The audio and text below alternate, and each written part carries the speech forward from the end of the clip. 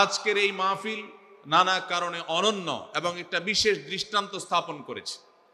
আজকের এই মাহফিলের অন্যতম বৈশিষ্ট্য হলো যে এই মাহফিলে গতানুগতিক মাহফিলগুলোর মতো গভীর রাত পর্যন্ত আলোচনা হয় না। এটি একটি ভালো দিক এবং একটি আদর্শ মাহফিলের অন্যতম পূর্ব শর্ত। গভীর রাত পর্যন্ত দূর দূরান্তে মাইক লাগিয়ে ওয়াজ মাহফিল আয়োজন করা কোনো আদর্শ মাহফিলের চিত্র হতে পারে না। সেই বিচারে, সেই দৃষ্টিকোণ থেকে আদ-দ্বীন ফাউন্ডেশনের আজকের এই মাহফিলটি অত্যন্ত চমৎকার এবং অসাধারণ মাহফিল। কারণ এই মাহফিলের গত 2 দিনের খবর আমি নিয়েছি এবং আজকের দিন সম্পর্কে আমি জেনেছি যে গভীর রাত পর্যন্ত এবং দূর দূরান্ত পর্যন্ত মাইক লাগিয়ে মানুষকে ডিস্টার্ব করার মতো মাহফিল এখানে হচ্ছে না। এটি একটি ভালো দিক। দ্বিতীয়ত হলো ওয়াজ মাহফিল থেকে শুধুমাত্র ওয়াজ বা আলোচনা নয়, এখান থেকে দ্বীনি বই পুস্তক, কোরআন এবং হাদিসের আলোকে রচিত যে সমস্ত ধর্মীয় বই পুস্তক আমাদের প্রয়োজন হয়, সেই সমস্ত বইয়ের প্রয়োজন মেটাবার জন্য আপনারা জানেন এখানে 20-25টি বুক স্টলের ব্যবস্থা করা হয়েছে। বিশাল বড় বই মেলার আয়োজন করা হয়েছে। অর্থাৎ জ্ঞান বিতরণের 2টি মাধ্যম এখানে একসঙ্গে পাওয়া যাচ্ছে।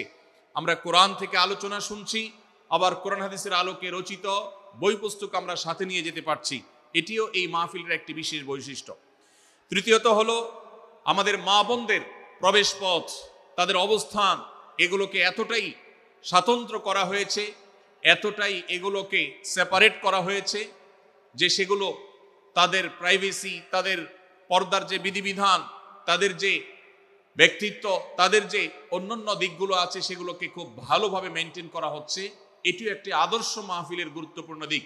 আজকাল অনেক ওয়াজ মাহফিলে মা বোনদের জন্য ওয়াজ শোনার ব্যবস্থা রাখা হয়, কিন্তু সেই সমস্ত ওয়াজ মাহফিলে মা বোনদের পর্দা সুন্দরভাবে সুচারুরূপে তারা আসা এবং নিরাপত্তার সাথে আবার ফিরে যাওয়ার মতো পৃথক আসা যাওয়ার রাস্তা ইত্যাদির ব্যবস্থা করা হয় না, যা বহুবিধ ফিতনার কারণ হয়ে থাকে।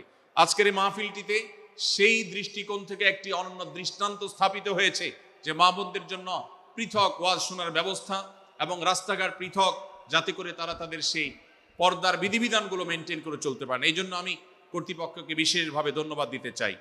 সেই সাথে আজকের একটা মাহফিলের সম্পূর্ণ নতুন দিক যুক্ত হয়েছে, যেটা আপনারা দেখেছেন, তা হলো প্রত্যেক আলোচক আলোচনা করার আগে তার বায়োগ্রাফি পেশ করা হচ্ছে, তার জীবন বৃত্তান্ত পেশ করা হচ্ছে এবং সংক্ষেপে তার সম্পর্কে ধারণা দেওয়া হচ্ছে। এটিও একটা চমৎকার দিক এবং আমার জানা মতে বাংলাদেশের যে কোনো মাহফিলে এটি প্রথম দৃষ্টান্ত।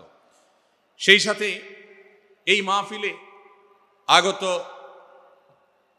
আমাদের সম্মানিত দর্শক শ্রোতা মণ্ডলীর জন্য প্রাথমিক চিকিৎসা সম্পর্কে যেন তারা ধারণা নিতে পারেন, সেজন্য অনেকগুলো বুথ করা হয়েছে। এই বুথগুলো থেকে একজন মানুষ তার প্রাথমিক স্বাস্থ্য, এটার পরীক্ষা নিরীক্ষা বা নিজের চিকিৎসা সম্পর্কে স্টেপ কিভাবে নেবেন সে সম্পর্কে আদ-দ্বীন সকিনা মেডিকেল কলেজের তরফ থেকে একটি বিশেষ আয়োজন হলো, যে বিশেষ ক্যাম্প এবং বুথ করে করে আমাদের দর্শক শ্রোতাকে এই দিক থেকে বিশেষ সার্ভিস দেওয়া হচ্ছে।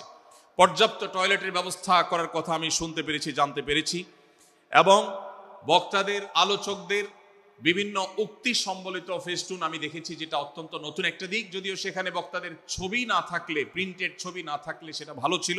আমি আশা করব কর্তৃপক্ষ সেটি পরবর্তীতে খেয়াল রাখবেন। সেই সাথে আমি একটি বিশেষ অনুরোধ তাদেরকে করেছি, তা হলো এই 3 দিন ব্যাপী তাফসিল কোরআন মাহফিলে আলোচকগণ কোরআন এবং হাদিস থেকে যে সমস্ত আলোচনা বক্তব্য পেশ করেছেন এবং করবেন, তার সবগুলোর সামারি একটি স্মারক গ্রন্থ আকারে যদি প্রকাশ করা হয়, একটি স্মারক পুস্তিকা আকারে প্রকাশ করার পর যদি এটি বিতরণ করা হয়, তাহলে মাহফিলটি হারিয়ে যাবে না, মাহফিলটি আমাদের ঘরে ঘরে থেকে যাবে, আমাদের জীবনকে আলোকিত করবে। আমি আশা করব ওয়াজ মাহফিল, যেটি এই দেশের সবচেয়ে প্রাচীনতম কালচারের অন্যতম, এদেশের সবচেয়ে শক্তিশালী সংস্কৃতির অন্যতম হলো ওয়াজ মাহফিল। এই ওয়াজ মাহফিলগুলো আদর্শ ওয়াজ মাহফিলে পরিণত হবে। এই ওয়াজ মাহফিলগুলো মানুষের বিরক্তির কারণ হবে না। শহর এলাকায় রাত বিরাতে, গভীর রাত পর্যন্ত দূর দূরান্তে মাইক লাগিয়ে মানুষের দুর্ভোগ সৃষ্টির কারণ হবে না। উচ্চ শব্দ দিয়ে মানুষকে বিরক্ত করার কারণ হবে না মাহফিলগুলো।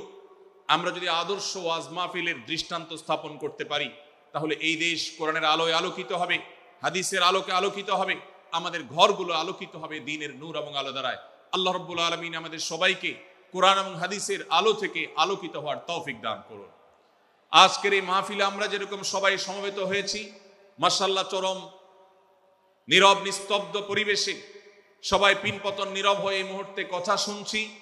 আমি আশা করব শেষ মুহূর্ত পর্যন্ত আমরা এই অবস্থা বজায় রাখবো। আরশে আজিমের মালিকের কাছে ফরিয়াদ করি, হে আল্লাহ, হে আরশের মালিক, আপনি আমাদের সবাইকে এখানে যেরকম একত্রিত হওয়ার তৌফিক দিয়েছেন, জান্নাতুল ফেরদাউসের আঙ্গিনায় প্রিয় হাবিব মুহাম্মদ মুস্তাফা সাল্লাল্লাহু আলাইহি সাল্লামের সাথে আমাদেরকে এরকম একত্র হওয়ার সমবেত হওয়ার তৌফিক দান করুন, আমিন। আস-সুন্নাহ ফাউন্ডেশন, উম্মার স্বার্থে সুন্নাহর সাথে।